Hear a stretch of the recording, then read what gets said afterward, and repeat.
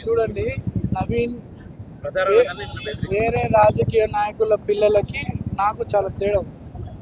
వాళ్ళు రెడీమేడ్గా వచ్చిన వాళ్ళు ఉంటారు. మేము అన్ని గ్రౌండ్ స్థాయి నుండి బాధలు కష్టాలు చూస్తూ ఎదిగిన వాళ్ళం. మేము మంచి చెడు న్యాయం ధర్మం మాకు తెలుసు.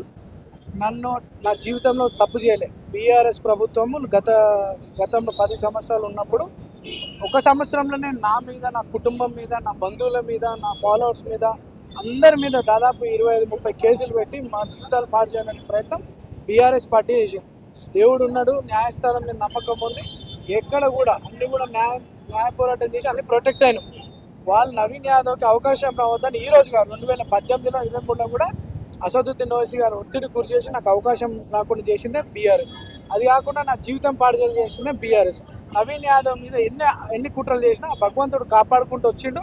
ఈరోజు దేవుడి రూపంలో, రేవంత్ అన్న రూపంలో, పెద్ద మనుషులు కాంగ్రెస్ రూపంలో నాకు మా పబ్లిక్ని కాపాడుకోనికి నాకు అవకాశం కల్పిస్తుందని చెప్పి